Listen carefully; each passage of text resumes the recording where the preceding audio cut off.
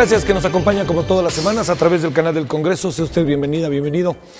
Este día, esta noche, queremos abordar un tema que todos sabemos de su importancia que tiene y la evolución que ha tenido en la sociedad mexicana. Es un asunto, sí, de leyes, pero es un asunto de educación, es un asunto de formación de nuestra sociedad, es el tema de los derechos humanos. Un tema que con características universales, a lo mejor nos cayó un poco tarde acá, pero nos cayó. Y hoy, particularmente en el Senado, está una discusión sobre qué hacer con esta ley de derechos humanos, hacia dónde dirigirla, y sobre todo con un tema que ahorita está muy, diría yo, latente, muy vigente, que es el papel de los defensores de los derechos humanos, y que en muchas ocasiones estos se encuentran a la intemperie materialmente, ¿no? Hoy estos son dos grandes áreas del programa de nuestra mesa de diálogo, y le queremos agradecer al senador Pablo Gómez, del Partido de la Revolución Democrática, integrante de la Comisión de Justicia, que esté aquí con nosotros. ¿Cómo estás, Pablo? Bienvenido. Muy bien. ¿Cómo te ha ido, Pablo? Gracias. Gracias, es un gusto. También está con nosotros el senador Santiago Krill Miranda, del Partido de Acción Nacional. Él es integrante de la Comisión de Justicia. Santiago, ¿cómo has estado? Muy bien, muchas gracias. Gracias por la invitación. Es un gusto. Gracias. También el senador Pedro Joaquín Codwell, del Partido Revolucionario Institucional, presidente de la Comisión de Puntos Constitucionales. Pedro Joaquín, gracias. Gracias a ti, Javier. Es un gusto por estar aquí. Y el senador Ricardo Monreal, del PT, del Partido del Trabajo, presidente de la Comisión Jurisdiccional. Ricardo, bienvenido. Javier, buenas tardes a todos. Debo decir que no me puedo quejar hoy, ¿eh? Hoy sí vino así como el peso completo, ¿no? Están casi todos, para que no se ofenda a nadie, ¿no? ¿Tan gordos nos ves? No. Entonces, que es una metáfora, como dice la película. Qué bueno que lo aclaras. Es una metáfora. A ver, empecemos, si te parece, Pablo. ¿Es tan grave el problema de los derechos humanos en México o no? Para que ustedes, senadores, lo vean, lo coloquen y lo tengan en la mira en la búsqueda de una reforma o de creación de nuevas reglas respecto a los derechos humanos en México. Mira, en realidad no estamos creando nuevas reglas. Lo que estamos haciendo es incorporar la totalidad de los derechos humanos en la Constitución. Y estamos obligando a las autoridades a garantizar el ejercicio de esos derechos humanos. Le estamos dando más funciones a la Comisión Nacional de Derechos Humanos. Y estamos estableciendo que, llegado el caso en que, por excitativa o propuesta del Ejecutivo, el Congreso pueda suspender en algún lugar del país el ejercicio de los derechos, una serie de derechos básicos no podrían suspenderse ni así, ni en guerra, pues. Entonces estamos nosotros aquí dándole una dimensión nueva, distinta. Esta es una hermana de otra reforma que también se originó en el Senado y que está a punto de ser aprobada por la mayoría de las legislaturas de los estados, que dice que en el juicio de amparo, la institución del amparo, que es un amparo judicial, es un amparo jurisdiccional, es en contra de la violación de cualquier derecho humano, ya sea de los que están en la Constitución o de los que están establecidos en los tratados internacionales en materia de derechos humanos. De esta manera cubrimos todo, o sea, resolvemos un pendiente del país. Estábamos desfasados respecto de la comunidad internacional más avanzada en materia de proclamación, de defensa y de garantía sobre derechos humanos. Y es también una respuesta al país entero y al gobierno en especial, en el momento en que la tendencia principal es hacia la limitación de derechos en México, con la cuestión de la crisis de violencia terrible que está viviendo el país. Entonces, la respuesta que las autoridades principalmente están asumiendo es limitar derechos, cercenar derechos, atropellar derechos, en aras de combatir a la delincuencia organizada. Entonces, nosotros estamos reivindicando los derechos humanos. La autoridad debe ser garante de los derechos humanos, aún en situaciones de crisis de violencia, de crisis de inseguridad pública, de desbordamiento de delincuencia organizada, porque si el Estado va a responder igual que como están actuando estas bandas, algunas de las cuales están muy bestializadas, matan niños, matan mujeres, ancianos, ancianas, es una cosa ya terrible lo que estamos leyendo. cada día en los periódicos, pero si el Estado va a responder en el mismo plano, esto no tiene solución, ¿eh? El Estado no puede responder en la misma forma en que actúan las bandas delincuenciales que están lesionando seriamente a la sociedad. La autoridad no está para lesionar a la autoridad, sino para protegerla. Bueno, he aquí un mensaje y vamos a ver hasta dónde en leyes secundarias esto puede aterrizar. Santiago, hay un asunto, yo creo que todos difícilmente no coincidiríamos, ¿no? Todos estaremos en lo mismo si se plantea el asunto de los derechos humanos. El gran asunto, el gran tema es cómo instrumentarlos con un sistema muy carcomido, ¿no?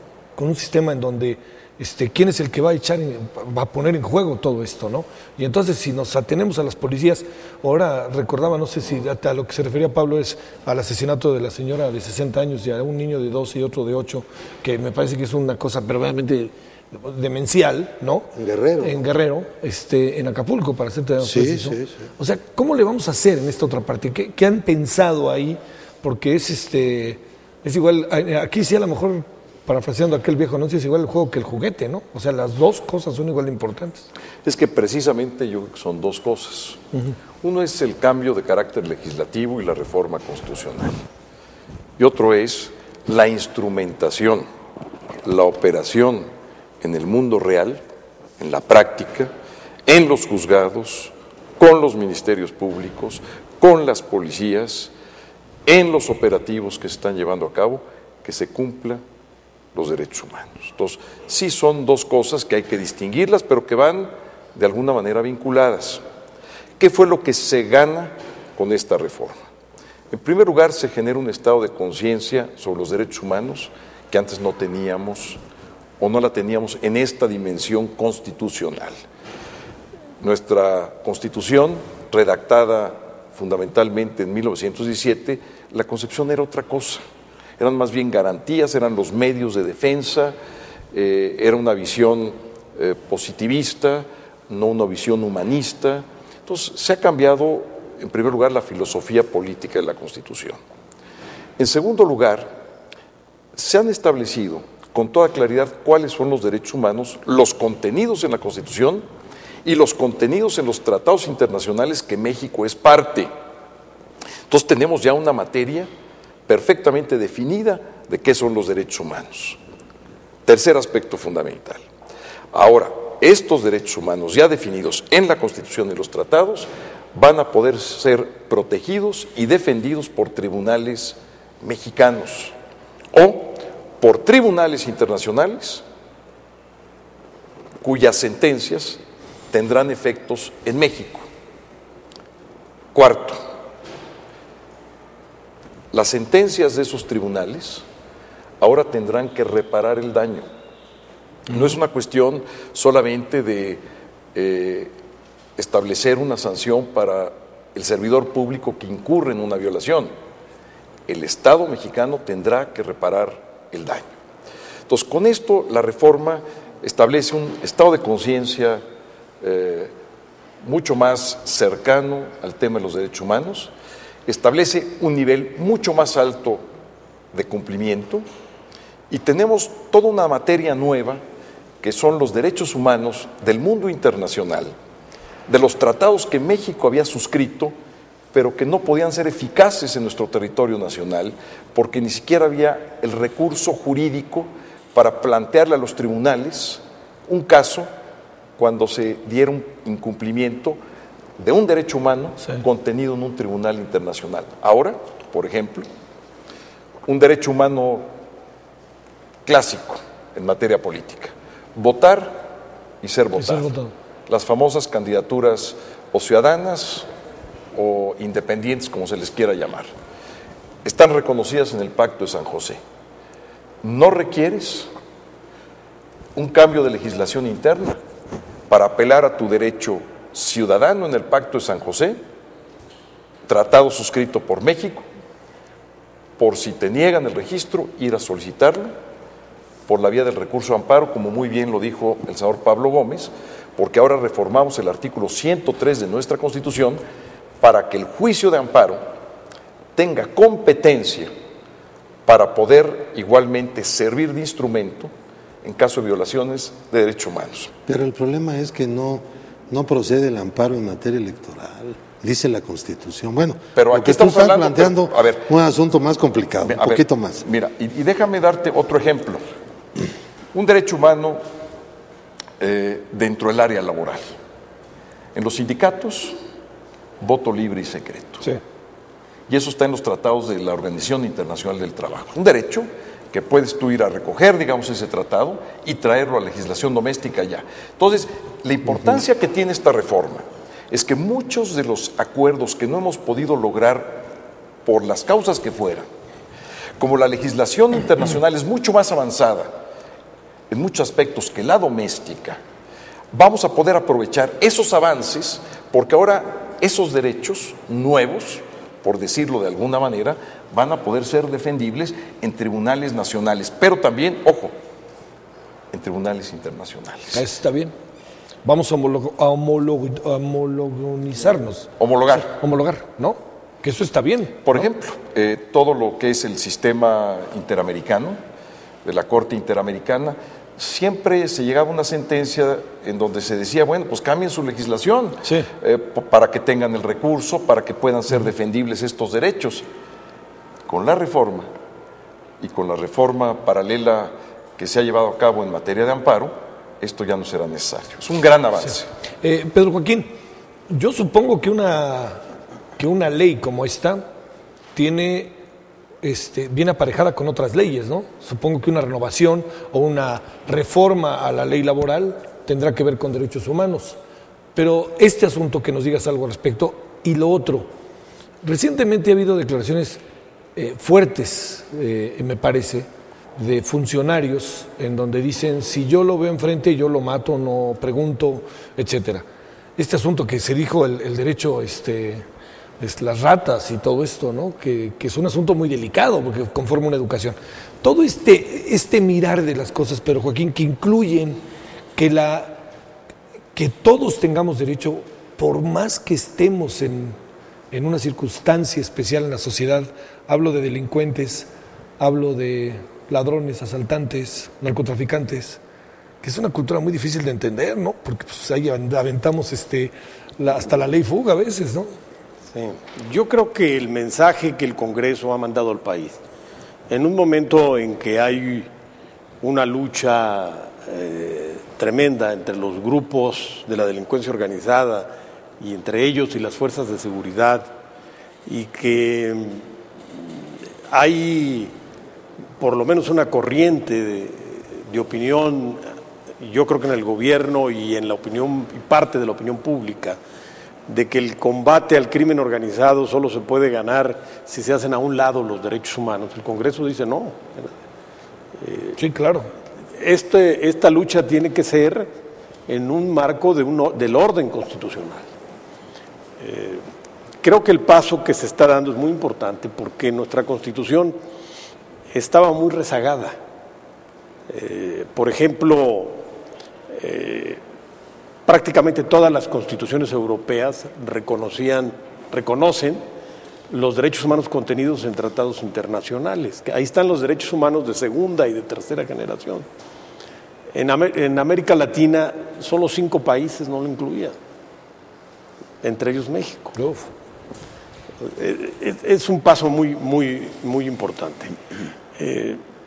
Creo que un aspecto importante también es que se fortalece a la Comisión de Derechos Humanos para que pueda tener mayor eficacia en la vigilancia de las violaciones que se están dando en el día a día.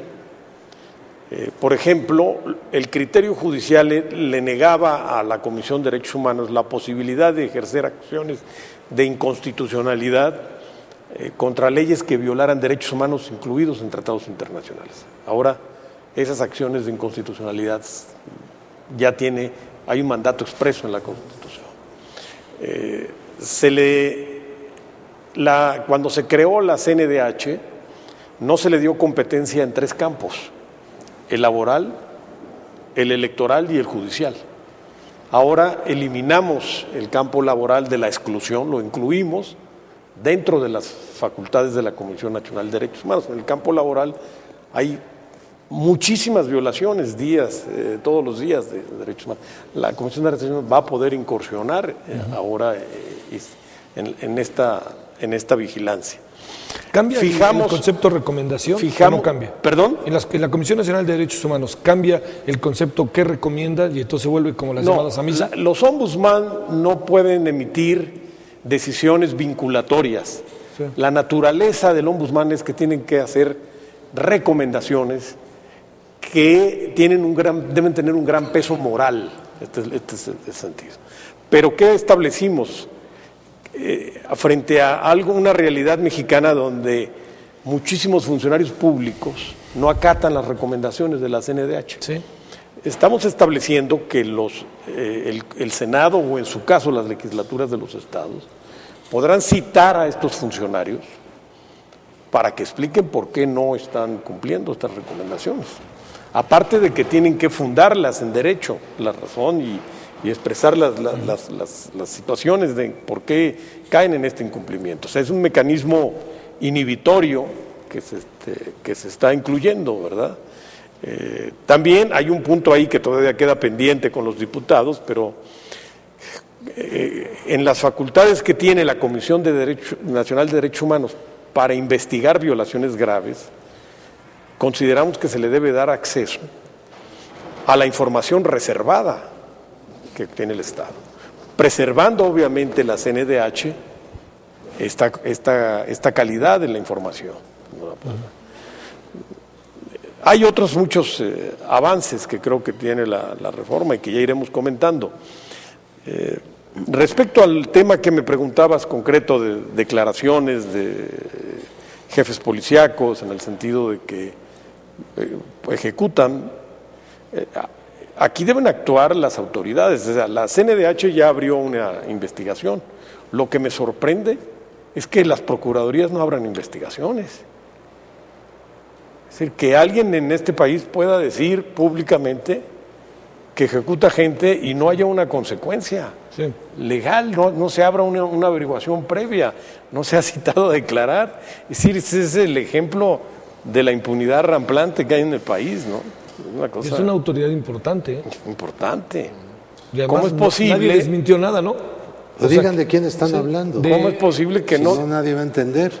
No me cuesta a mí nada de trabajo. El jefe policíaco en Coahuila, ¿a este te referías? En Torreón, que dice que persigue a los Zetas y que a los Zetas no les va a preguntar y que si los puede disparar, les dispara y los que mata. Ya lo ha hecho. Y que ya lo ha hecho. Y ahora lo mandaron a Quintana Roo.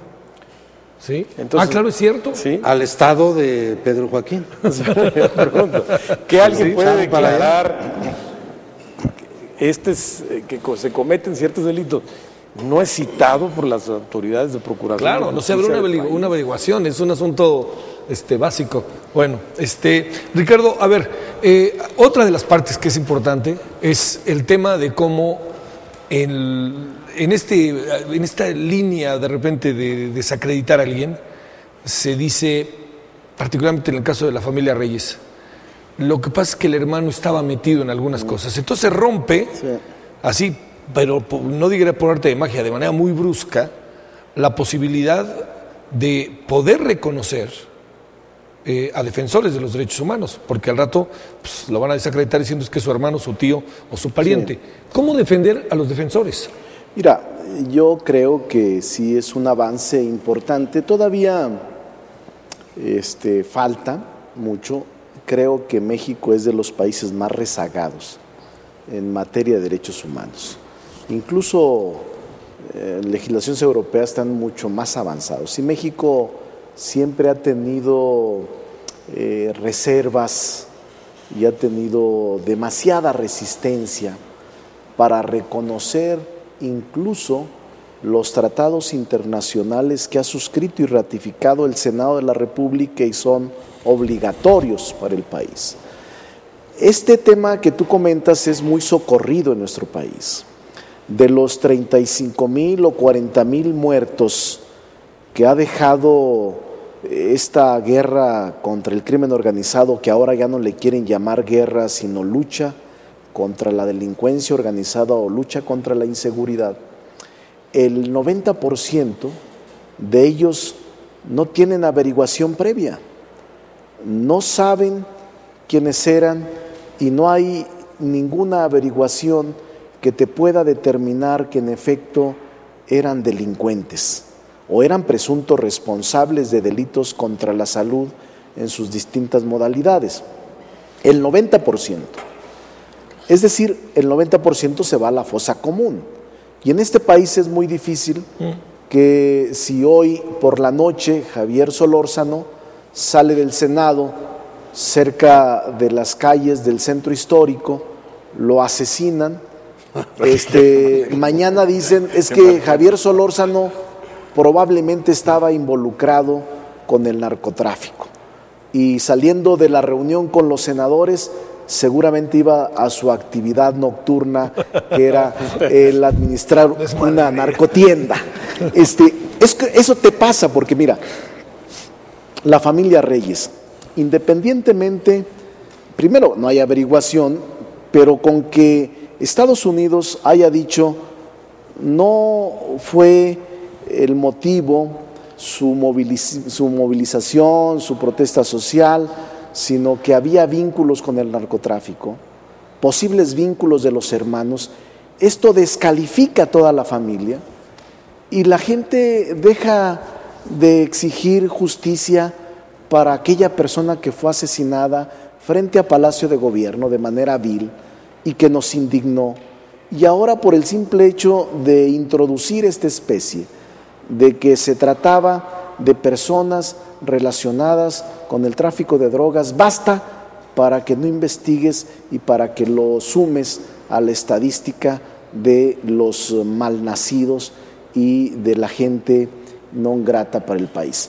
Pero yo creo que el avance importante de esto, en el artículo primero establece 4 categorías de los derechos humanos. Una, dice, no solo la reparación de la que estábamos hablando, sino que hay obligación del Estado para la prevención, para la investigación de la violación de derechos humanos, para la persecución y sanción de quien violó derechos humanos, pero una cuarta categoría que muchos hemos luchado desde la izquierda es la reparación del daño que se comete con motivo de la violación de derechos humanos por el Estado.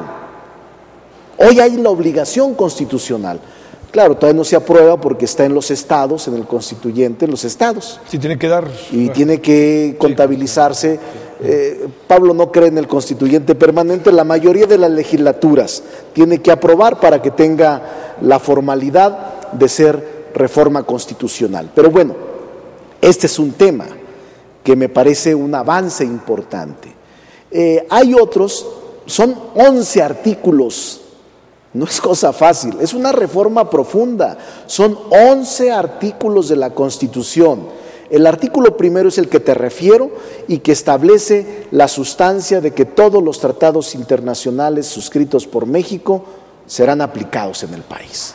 Este es otro avance importante, porque en efecto decía el senador Krill, había reticencias, porque decían, la resolución de la Corte Interamericana de Derechos Humanos dice esto, y en un transitorio, en una parte del resolutivo decía, y que el gobierno o que el Estado mexicano legisle y adecúe la norma internacional a la norma nacional. Ya no hay necesidad de eso, porque es obligación la observancia de los tratados internacionales. Hay todavía cosas que aclarar.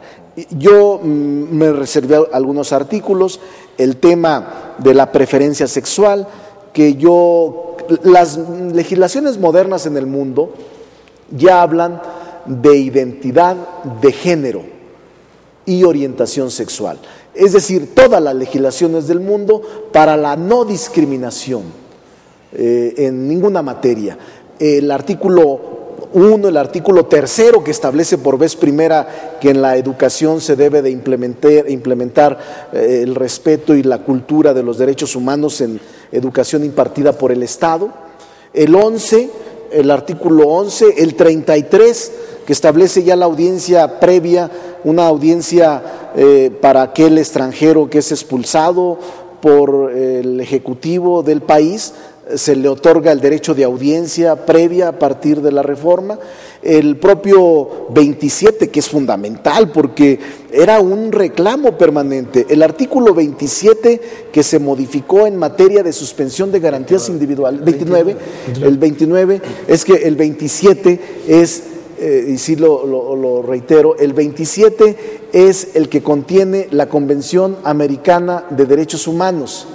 Y la Convención Americana, este 27 traslada toda la parte de los derechos que no se pueden suspender, derechos que no se pueden suspender cuando exista una suspensión de garantías, derecho a la no discriminación, derecho de conciencia, derecho de la familia, es decir, varios derechos que aun cuando haya suspensión de garantías de acuerdo con el 29 constitucional, en ningún momento podrán suspenderse.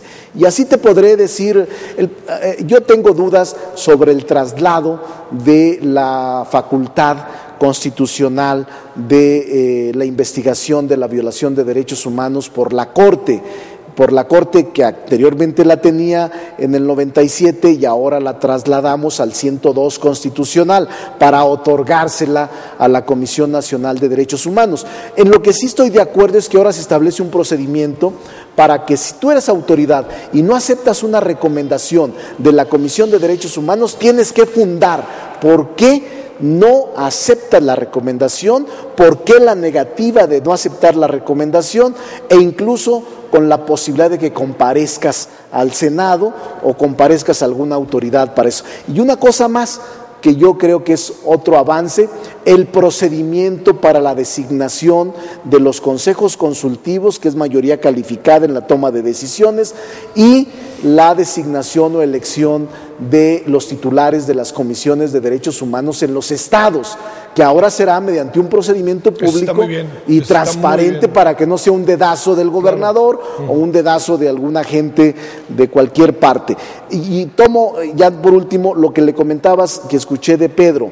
Dijiste, ¿habrá legislación posterior a esta? Sí, porque muchos de los artículos constitucionales que se modificaron para su aplicación requieren de ley reglamentaria, como es el caso del artículo 1, el 11, el 33, el 97, el 102, todos necesitan, para aplicar esta disposición constitucional, se requiere una ley reglamentaria que en un transitorio le hemos puesto un año para que tengamos esa legislación y pueda aplicarse a plenitud estas disposiciones contenidas en 11 artículos de la Constitución modificados. Sale.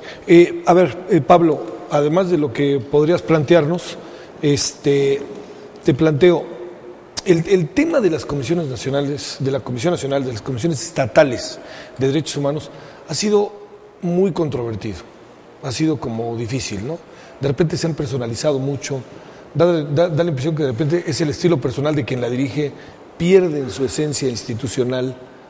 Ahí hay avances reales, más allá de lo que nos decía ahora Ricardo, hay avances reales en el caso de las comisiones de derechos humanos que juegan un papel importante. Sobre todo estoy pensando que juegan un papel importante en la esencia de la detención de alguien, de los ministerios públicos, de los juzgados, en donde muchas veces, como lo sabes, han sido brutalmente criticadas. Ya llegaron los de la comisión, no, pues déjenlo ir, ¿no? O sea, y se pierde este sentido original del derecho de cualquier persona a defenderse y de sus propios derechos. Mira, en materia de comisiones, esta reforma constitucional, ya lo decía Ricardo Monreal, hace obligatorio que las comisiones estatales de derechos humanos sean autónomas, sean organismos autónomos.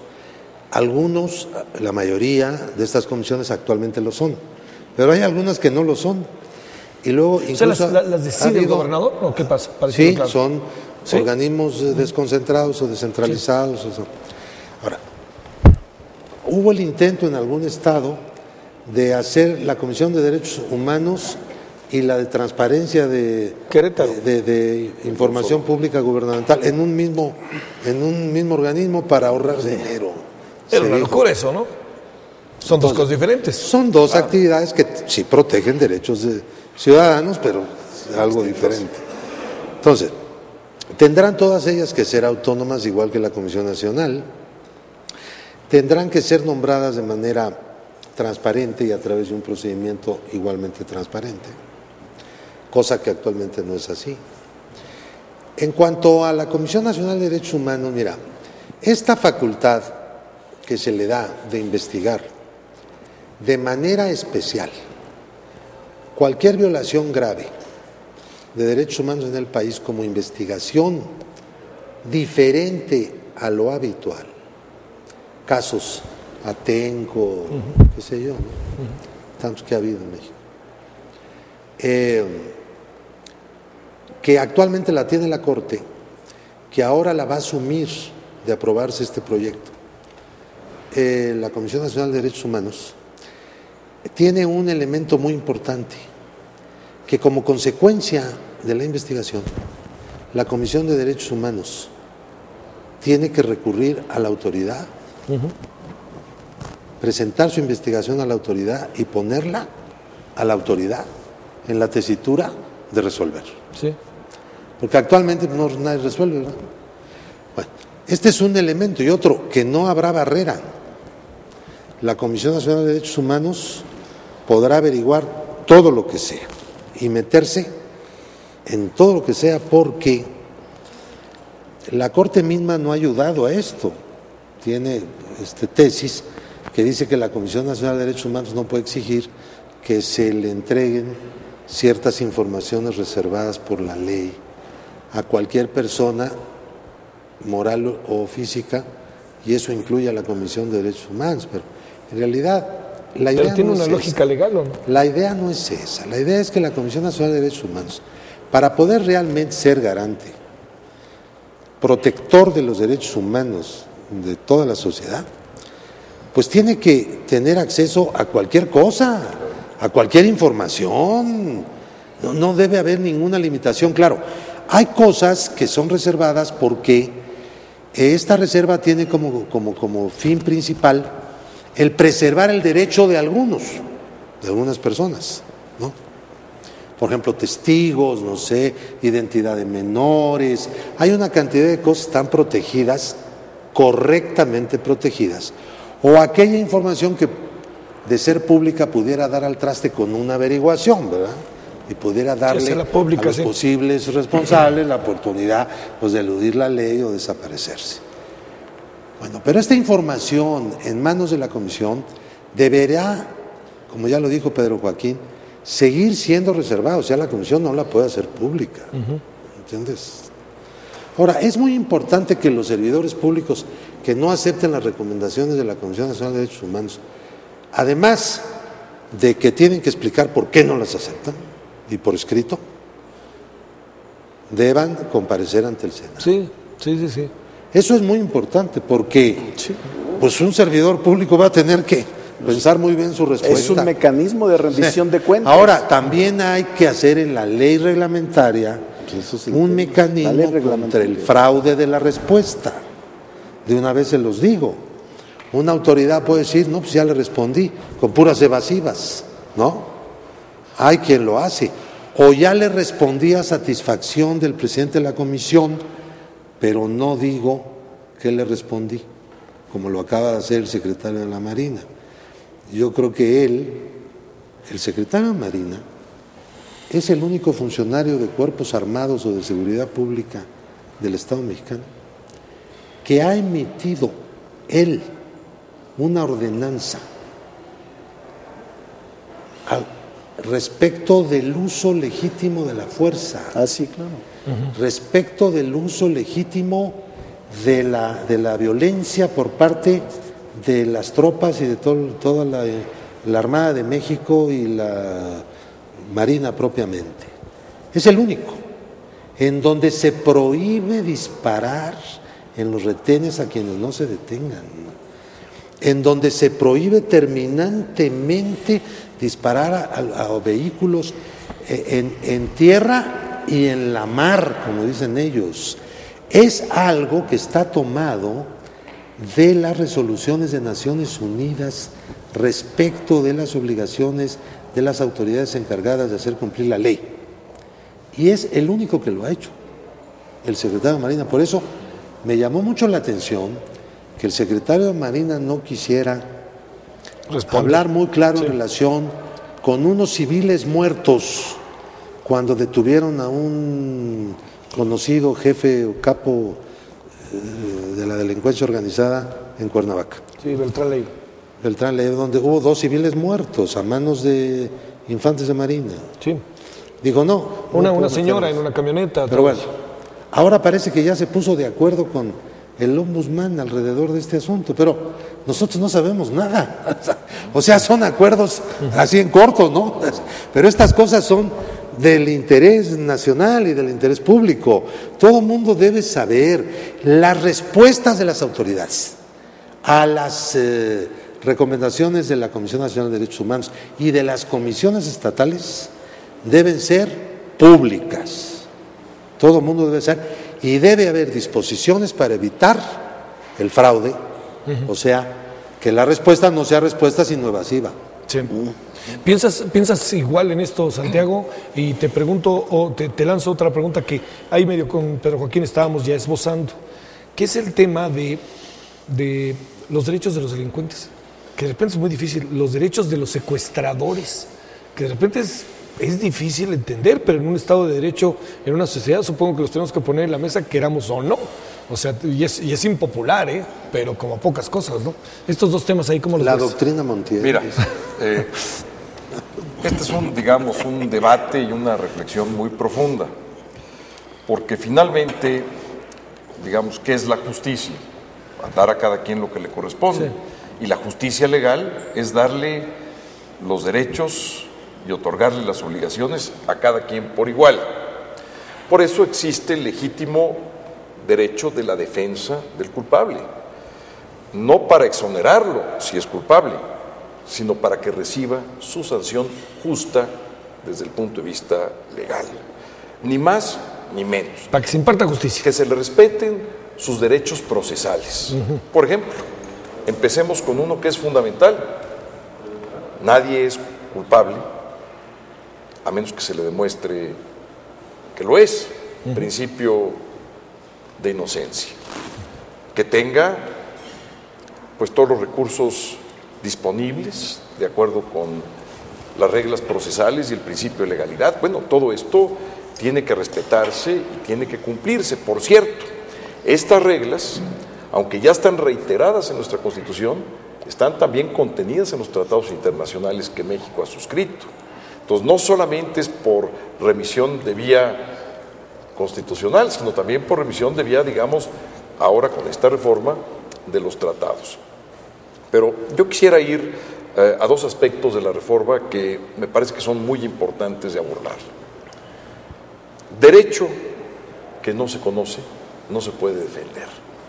Por eso la reforma establece, como bien lo dijo el senador Monreal, una modificación al artículo 3º de la Constitución para que todo el sistema educativo nacional integre dentro de sus materias y a partir de la educación primaria el concepto y el conocimiento de los derechos humanos, para que el educando desde sus primeros años sepa que tiene unos derechos que son intrínsecos a su persona, que nadie se los ha otorgado, que nadie se los puede suspender o revocar, y que el Estado tiene la obligación permanente de protegerlos y defenderlos.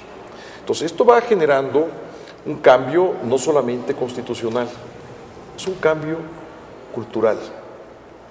Porque estas reformas, si bien es cierto que son muy importantes por el número de artículos que se han reformado a la Constitución, por el esfuerzo, esto representa la conclusión de muchos años de luchas de mucha gente. A nosotros nos tocó la fortuna o la oportunidad finalmente de hacer este último trámite y dar la votación a favor. Pero son luchas que vienen de décadas atrás.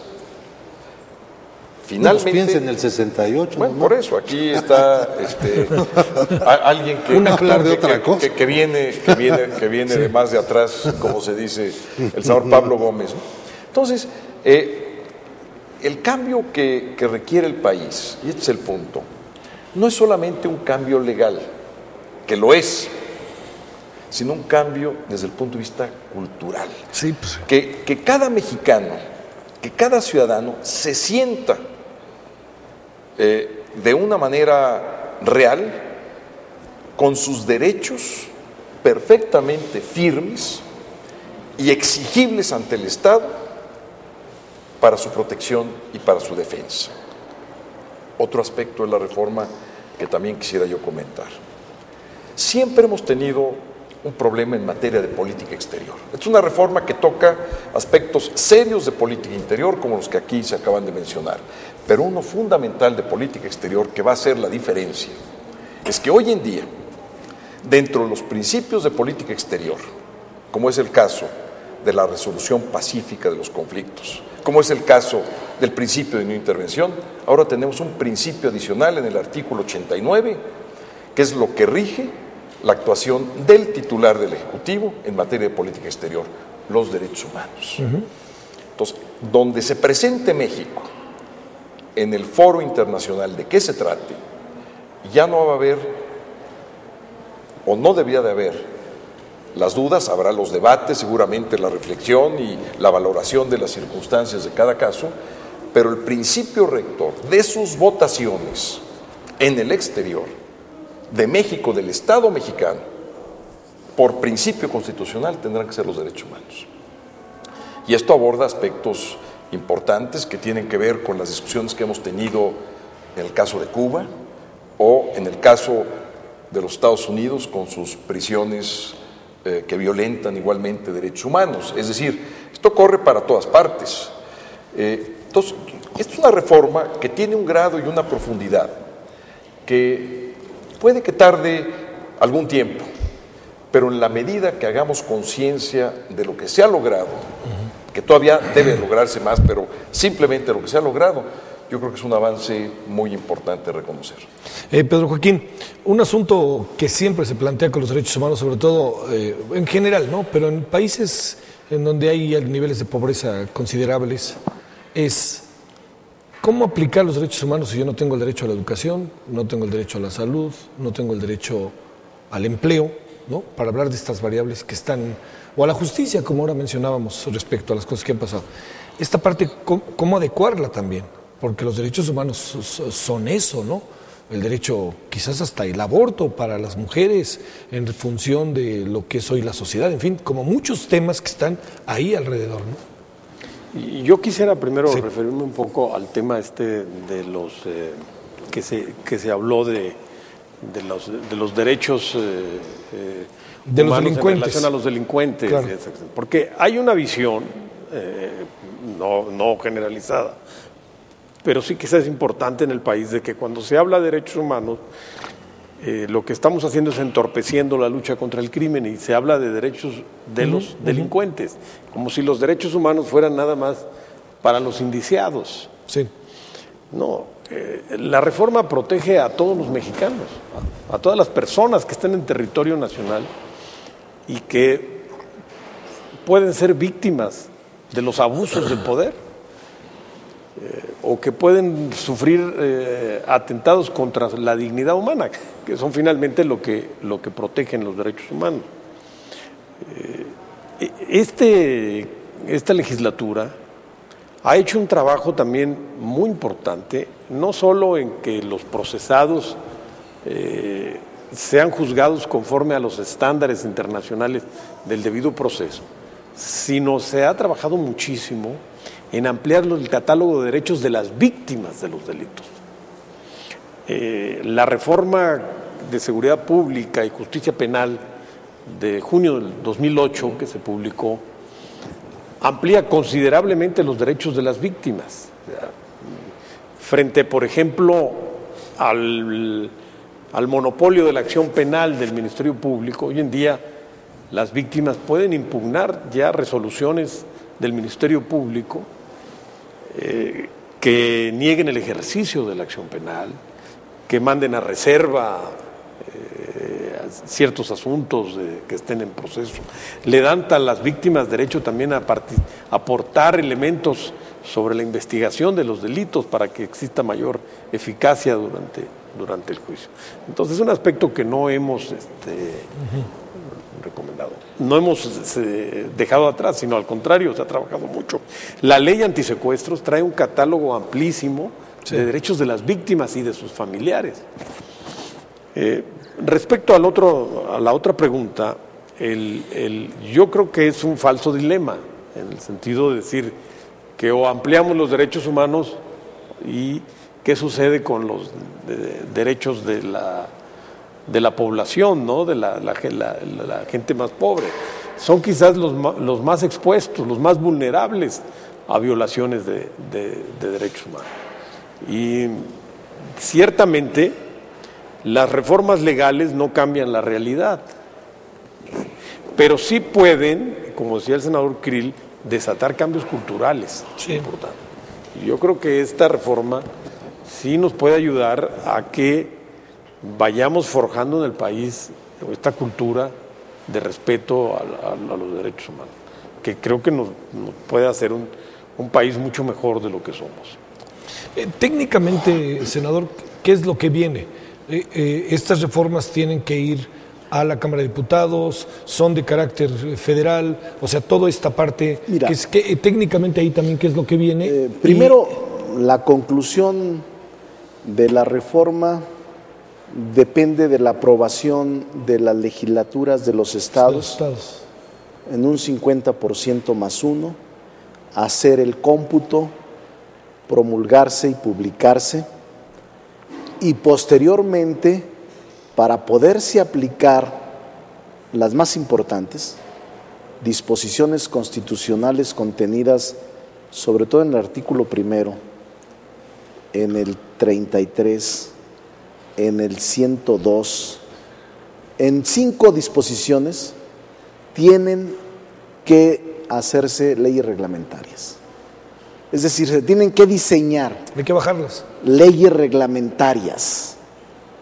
Incluso en materia del sistema penitenciario, por lo que tú decías de las víctimas y de los delincuentes, también hay un artículo concreto en donde, creo es el 15, en donde el sistema penitenciario también debe de observar todas las disposiciones contenidas en los tratados en materia de derechos humanos.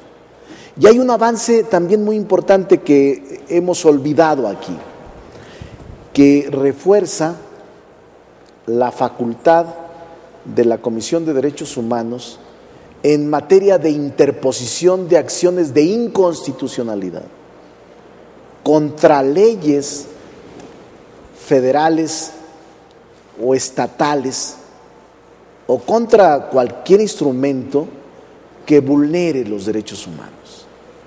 Y hay otra disposición concreta, 18, que dice que no se suscribirán ningún tratado internacional que atente o que viole o que esté en contra de las disposiciones contenidas en derecho. O sea, sí es una parte importante, pero yo les diría, falta un largo tramo, porque tendremos que ponernos de acuerdo en el alcance del artículo 1 constitucional y sus modificaciones, y de ahí viene una ley reglamentaria.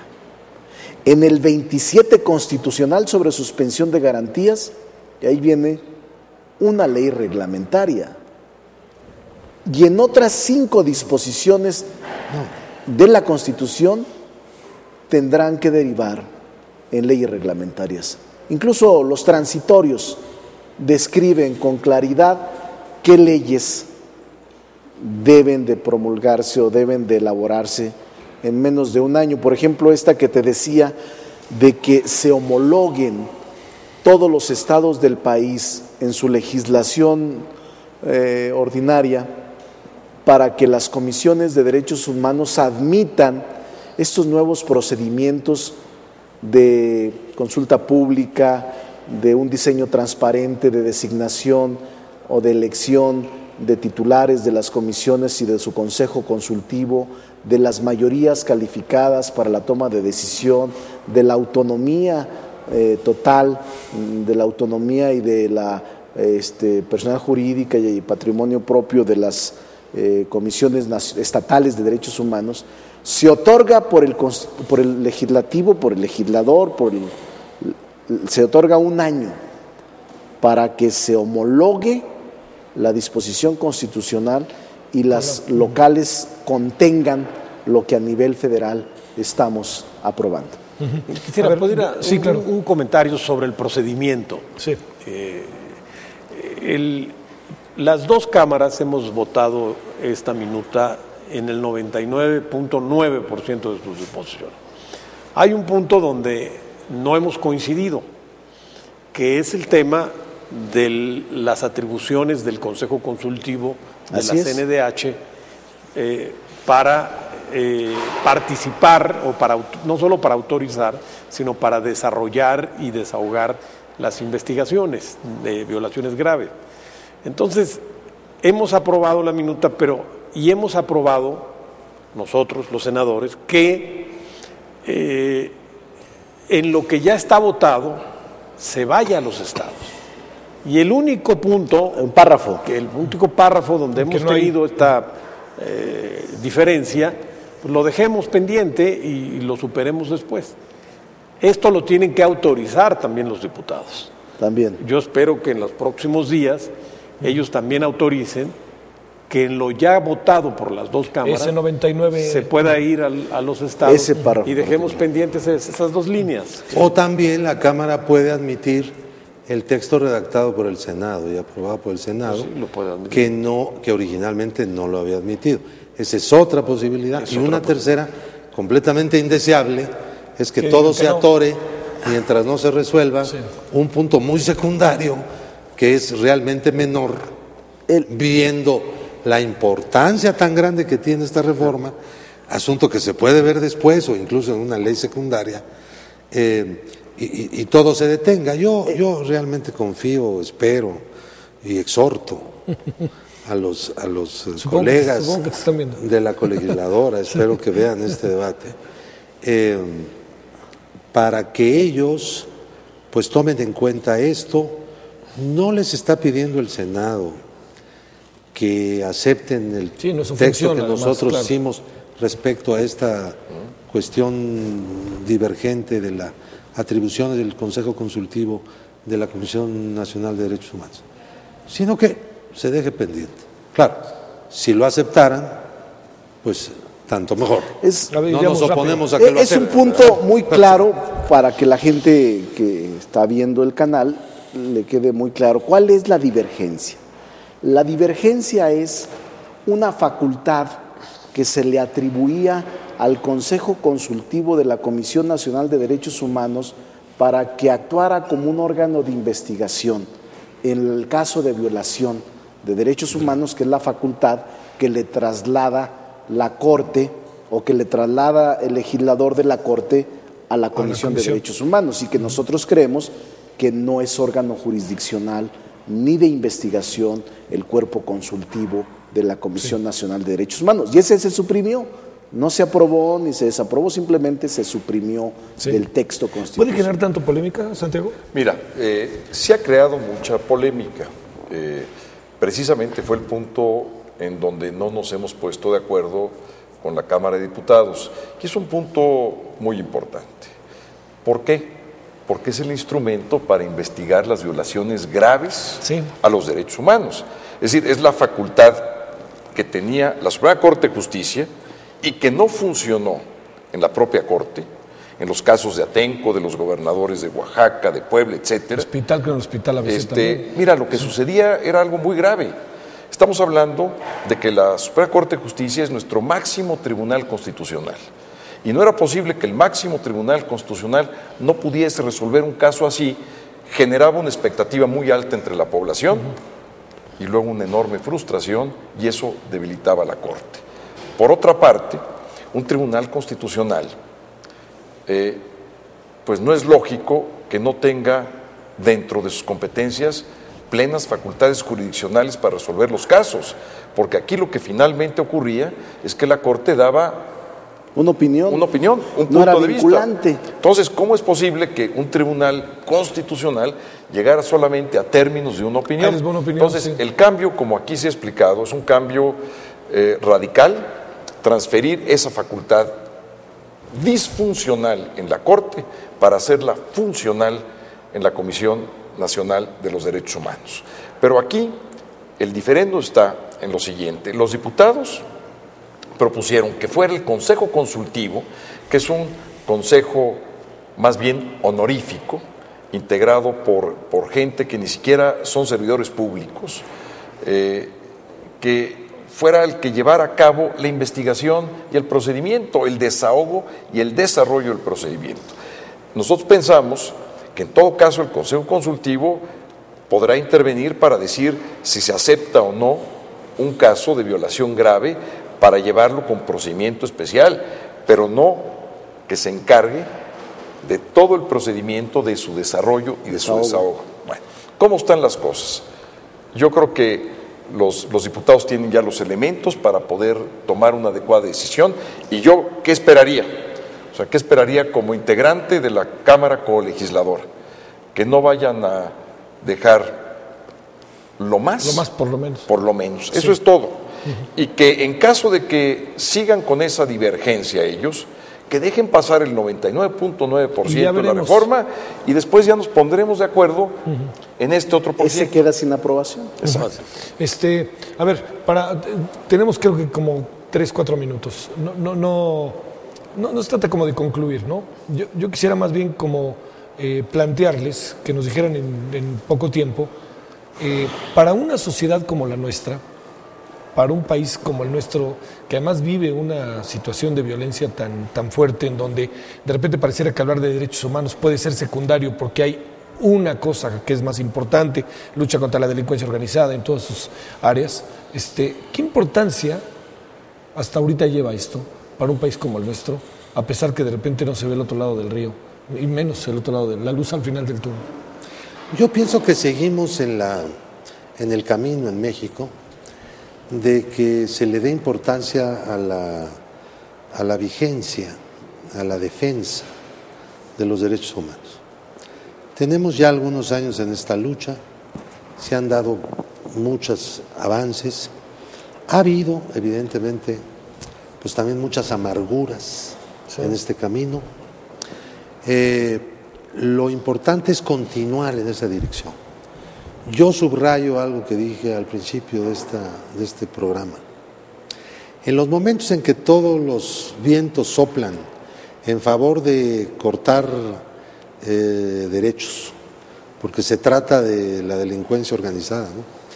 Y de presentar a la autoridad cuando comete excesos contra los derechos humanos de las personas como pues una autoridad que se justifica por la situación de presión en la que vive, daños colaterales, cosas así, ¿no? Como si estuviéramos en una guerra formal. Cuando se habla de esto y cuando se pone mucho énfasis en estas cosas, que el Poder Legislativo responda con la decisión de afianzar nuestro concepto global de derechos humanos, de sus garantías, de la obligación del Estado de respetarlas, sea quien sea la persona, presunto culpable o no, el peor delincuente o no, porque si defendemos ese conjunto estamos defendiendo algo esencial, ¿entiendes? Y estamos impidiendo que el Estado se deslegitimice, aplicando la fuerza contra sus reales o supuestos enemigos y llevándose de corbata, como se decía antes, pues a toda la parte de la población que es víctima de los atropellos. Entonces, reiterar la necesidad de exaltar, difundir, defender, garantizar, exigir el cumplimiento de los derechos humanos. También decirle a todo México cuáles son esos derechos humanos, ¿no? Claro. Santiago. Una democracia, para que funcione, requieren funcionar sus controles internos.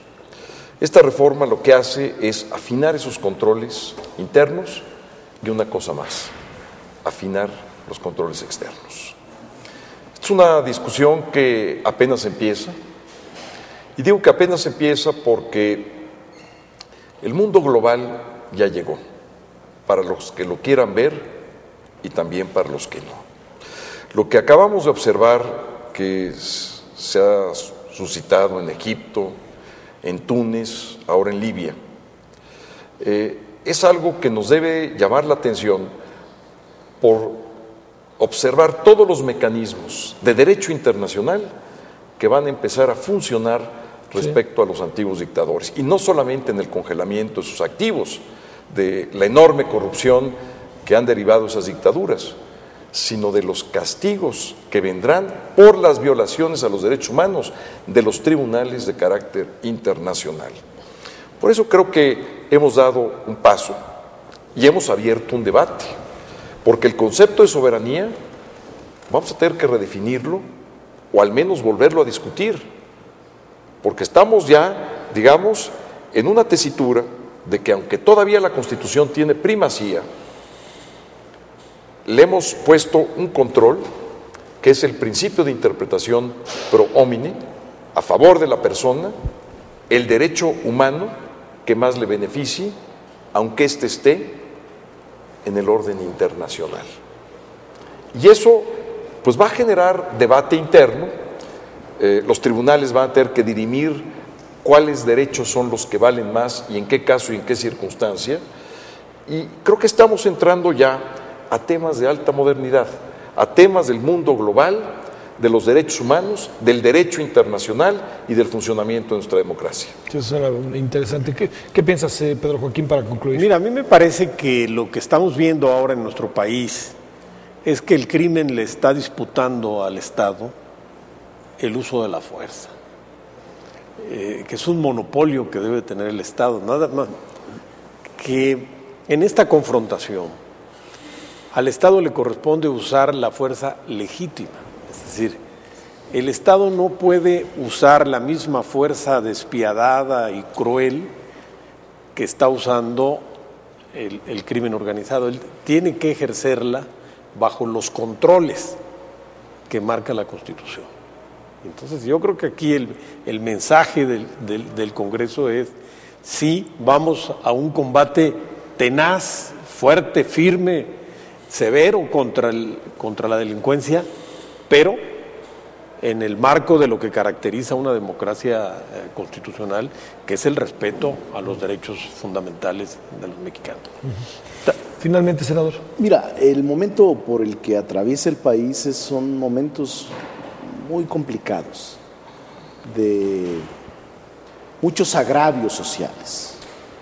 Yo veo un proceso de descomposición interna en el país, con autoridades y gobernantes mediocres, con un avance del control de territorio del crimen organizado, con daños colaterales más graves que los de una guerra regular y con violación sistemática de derechos humanos, y por eso la importancia de estos instrumentos jurídicos que se acaban de aprobar.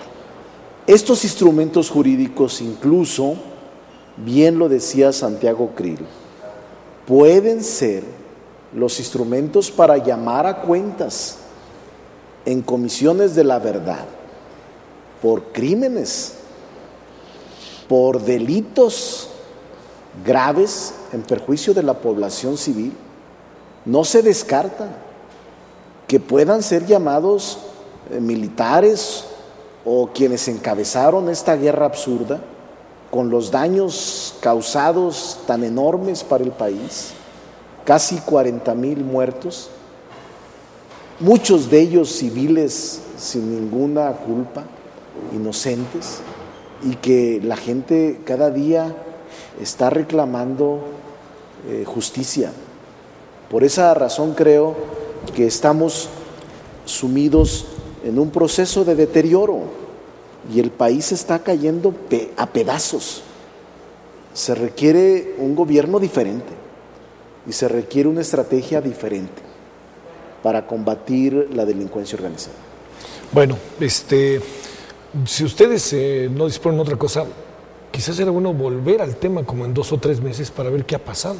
Porque esa discusión del primero, ese 99.9% al que hacen referencia, yo creo que es necesario, y también porque la dinámica misma del país la va a exigir, ¿no? La política también va a enfrentarnos bastante ahora, ¿no?